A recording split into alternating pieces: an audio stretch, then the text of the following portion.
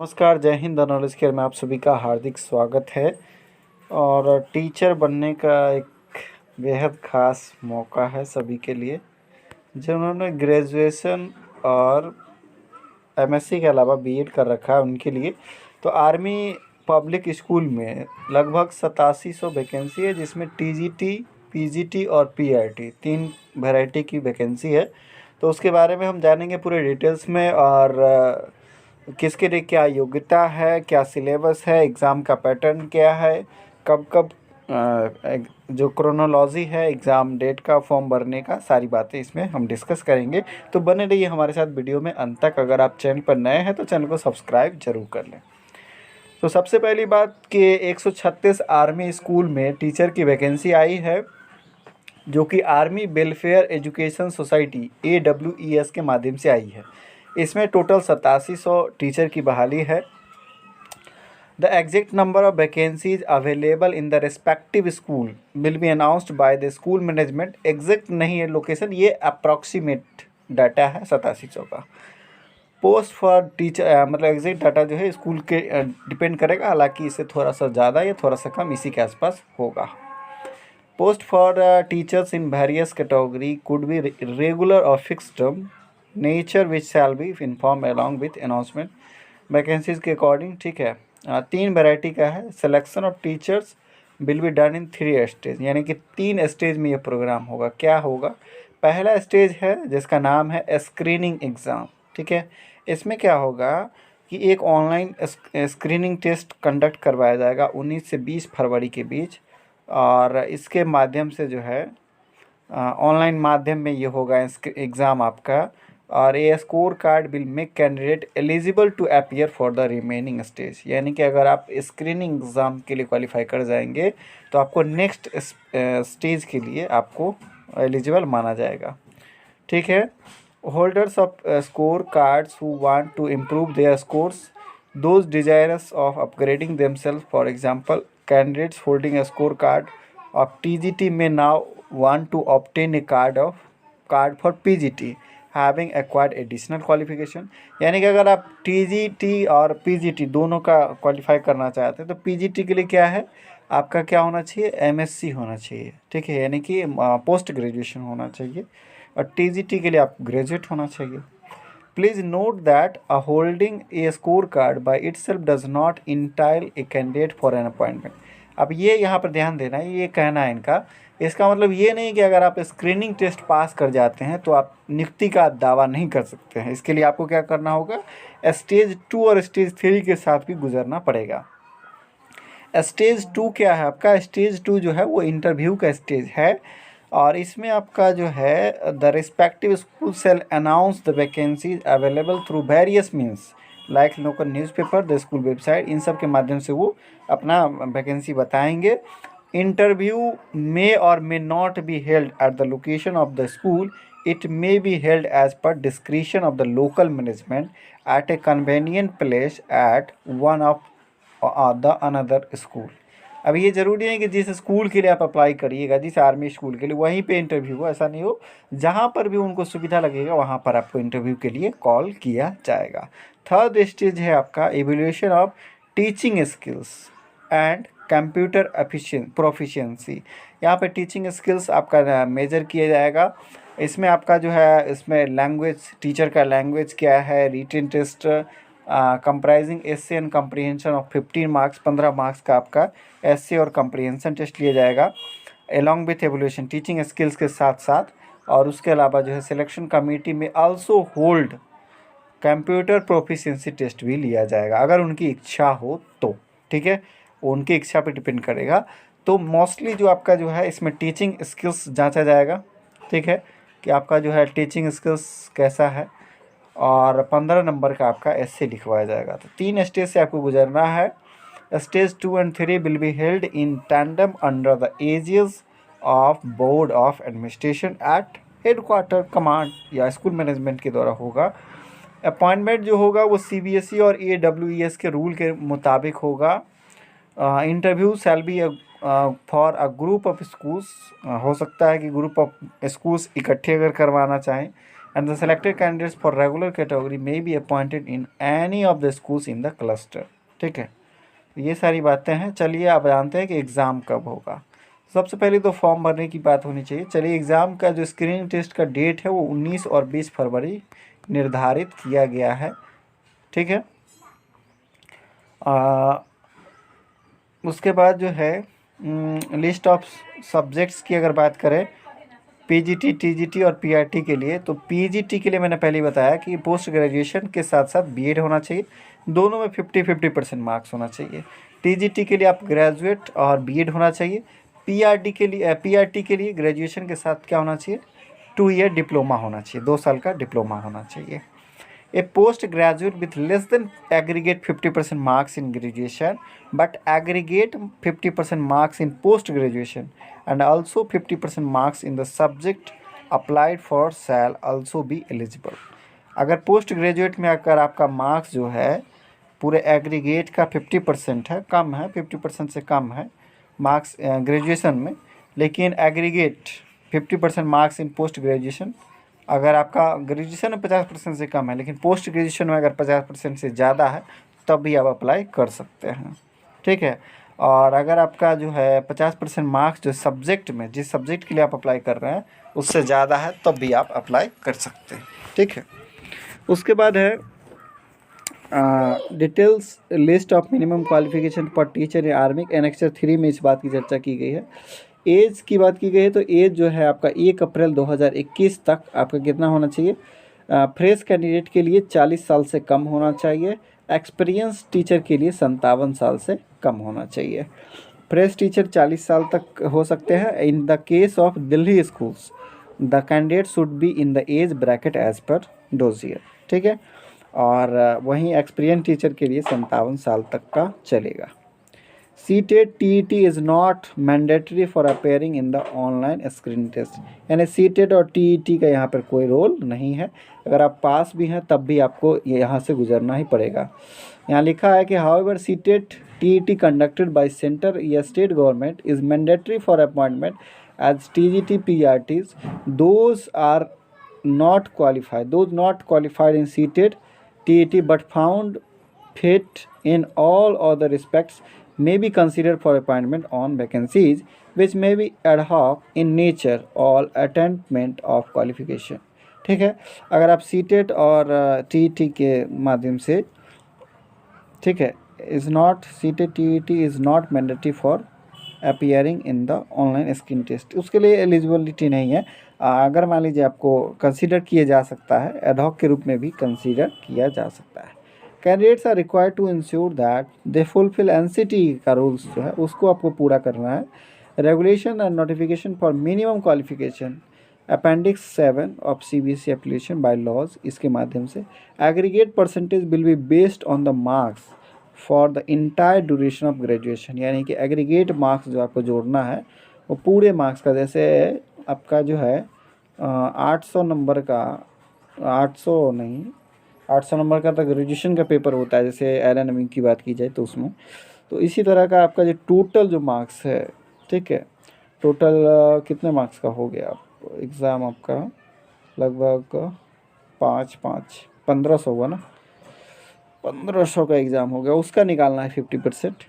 ठीक है, the online screening test for 2022 will be conducted as under. 19 और 20 फरवरी को किया जाएगा।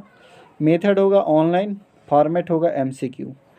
PGT TGT candidates who fail in part B but pass part A में opt to take their score card for PRT subject के लिए।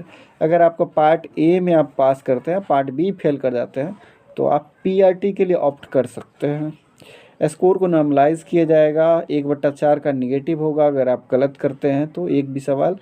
Part A and B will be available together and the candidates have the freedom to answer question in the order that they prefer, यानी part A और part B दोनों available रहेगा, साथ में आपको जिस पार्ट को चूज़ करना है उसको आप कर सकते हैं। To qualify the candidate must score minimum 50% marks आपको लाना है, यानी कि 100 जितना नंबर का एग्ज़ाम होगा उसका 50% आपको ज़रूर लाना होगा। जैसे पार्ट ए जो है वो 80 मार्क्स का होगा, पार्ट बी 120 मार्क्स का होगा। इसको क्वालिफाई करने के लिए 40 मार्क्स, इसको क्वालिफाई करने के लिए 60 मार्क्स चाहिए। एग्ज़ाम फ़ी जो है वो आपका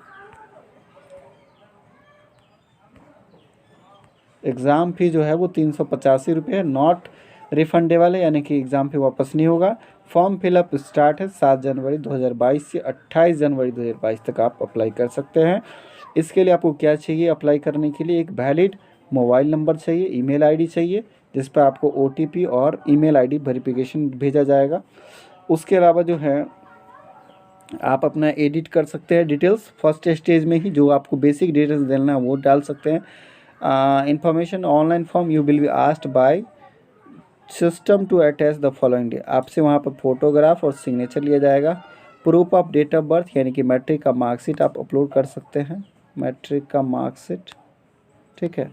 उसके अलावा सर्टिफिकेट ऑफ एकेडमिक क्वालिफिकेशन, यानी कि अगर आपने पोस्ट ग्रेजुएशन किया है तो उसका मार्कशीट वगैरह आपको डालना होगा, बीएड का मार्कशीट आपको डालना होगा, ठीक है। तो ये सारी चीज़ें आपका रिक्वायरमेंट है। उसके अलावा आपको पेमेंट करने के लिए कहा जाएगा कितना? 385 रुपीज़, ठीक है। और इसको आप ऑनलाइन माध्यम से UPI, debit card, credit card, इन सब के माध्यम से आप अप्लाई मतलब पैसा कटवा सकते हैं। मॉक टेस्ट के लिए भी व्यवस्था की गई है। 1 फरवरी 2022 को मॉक टेस्ट दिया जा सकता है, चूँकि 19 और 20 को आपका एग्ज़ाम होना है 2022 को। एग्ज़ाम सेंटर कहाँ कहाँ होगा? चलिए सारा लिस्ट देख लेंगे। एडमिट कार्ड जो है वो आपका अवेलेबल हो जाएगा, विल बी अवेलेबल ऑनलाइन मिल जाएगा। एडमिट कार्ड शुड भी आपको प्रोड्यूस कर लेना है और जिस रिगार्डिंग कहा जाएगा उसके हिसाब से आपको काम करना है। Exam results will be uploaded on the same portal, no review of result shall be allowed, कोई रिव्यू नहीं किया जाएगा। The result shall be available on the website for 30 days after declaration of result, मतलब 30 दिन तक आपको result uploaded रहेगा। Once the result are remove from the portal, एक बार अगर रिज़ल्ट हटा दिया गया, individual score card results can be obtained, अगर आपको चाहिए तो उसके लिए आपको 100 रुपये चार्ज होगा। यानी 30 दिन तक आपका जो रिज़ल्ट जो है वो वेबसाइट पे रहेगा अवेलेबल। अगर आप उस दरमियान नहीं देख पाते हैं तब 100 रुपये का चार्ज देकर आप देख सकते हैं अपना स्कोर कार्ड। स्कोर कार्ड जो है, score card of successful candidates will be available on the registration portal after the exam, which the candidate may download and laminate.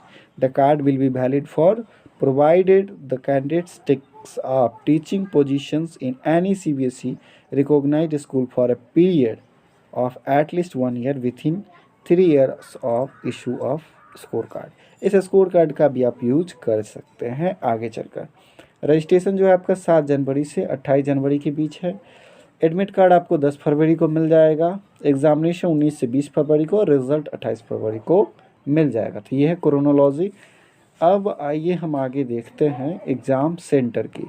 ये आपका 136 स्कूल्स है, आर्मी पब्लिक स्कूल्स, जिसके नाम है यहाँ पर। बिहार की अगर हम बात कर लें तो बिहार में आर्मी पब्लिक स्कूल कहाँ कहाँ है? बिहार में आर्मी पब्लिक एक तो हमें यहाँ दिख गया, गया का एपीएस गया, शायद पटना भी हो, पटना।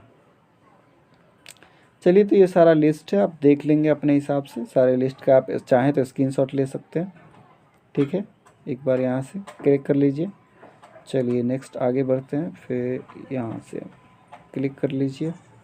दानापुर में है, गया में है, ठीक है। बिहार में और भी जगह होंगे, पूरा लिस्ट में नहीं दिख रहा।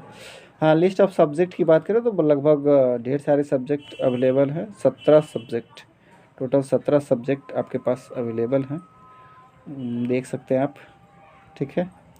और पीजीटी में सिर्फ संस्कृत, पीजीटी में संस्कृत की नहीं है वैकेंसी, और टीजीटी में आपका बायोटेक्नोलॉजी, साइकोलॉजी और कॉमर्स, इसके अलावा जो है होम साइंस के सीट्स नहीं हैं, ठीक है। तो ये आप ध्यान कर लेंगे कि आपके सब्जेक्ट का है अवेलेबल या नहीं है। इंग्लिश के लिए तो मास्टर, पीजीटी के लिए तो मैंने पहले ही बता दिया कि आप पोस्ट ग्रेजुएशन प्लस बीएड होना चाहिए। टीजीटी के लिए ग्रेजुएशन प्लस बीएड होना चाहिए। पीआरटी के लिए ग्रेजुएशन प्लस 2 ईयर डीएड या आपका 4 साल का इंटीग्रेटेड कोर्स, ठीक है।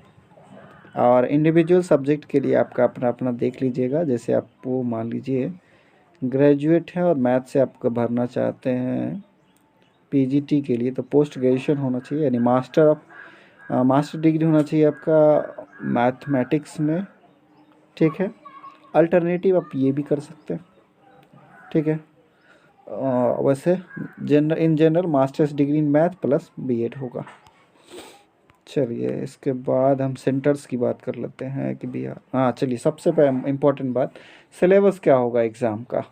तो पार्ट ए जो है आपका 80 क्वेश्चन का पूछा जाएगा, 1.5 घंटे आपको इसके लिए समय दिया जाएगा। ऑनलाइन मोड में एग्ज़ाम होगा और वो भी होगा आपका एमसीक्यूज़ में। किस में होगा? एमसीक्यू, मल्टीपल चॉइस क्वेश्चन में 80 क्वेश्चन पूछे जाएंगे, 1.5 घंटा समय दिया जाएगा। फर्स्ट सेक्शन ए इसका होगा बेसिक जीके का, जिसमें आपसे पूछा जाएगा जनरल अवेयरनेस, सोशल साइंस और general science, NCERT 6 to 10th book के लेवल पे। उसके अलावा उसमें मेंटल एबिलिटी होगा और कंप्रीहेंशन बेस्ड क्वेश्चन होगा। और 35% इसका वेटेज है, यानी कि 28 क्वेश्चन पूछे जाएंगे आपका जीके सेक्शन से, बेसिक जीके, जिसमें मेंटल एबिलिटी भी आ गया, कंप्रीहेंशन भी आ गया। 28 क्वेश्चन पूछे जाएंगे करंट अफेयर से, जिसमें national level current affair, international level current affair, international event which impact India, वह सारे इवेंट जो भारत को प्रभावित करेंगे। और सेक्शन सी में आपका प्रोफेशनल लैंग्वेज हो गया, यानी कि बीएड और टीचिंग का आपका नॉलेज पूछा जाएगा। उसके बाद CBSE rules regulation including ECCP, NEP, इन सब के बारे में, और इंक्लूसिव एजुकेशन के बारे में पूछा जाएगा, समावेशी शिक्षा। तो 80 क्वेश्चन में जो है आपका 28 क्वेश्चन हो गया बेसिक जीके, जिसमें मेंटल एबिलिटी भी होगा, और 6 to 10th स्टैंडर्ड का आपका जीके होगा, सोशल साइंस और साइंस मिला के। 28 क्वेश्चन जो है आपका हो जाएगा करंट अफेयर से, और 24 क्वेश्चन हो जाएगा आपका बीएड या सीबीएसई का rule regulation, national education policy, ECC, इन सब के बारे में।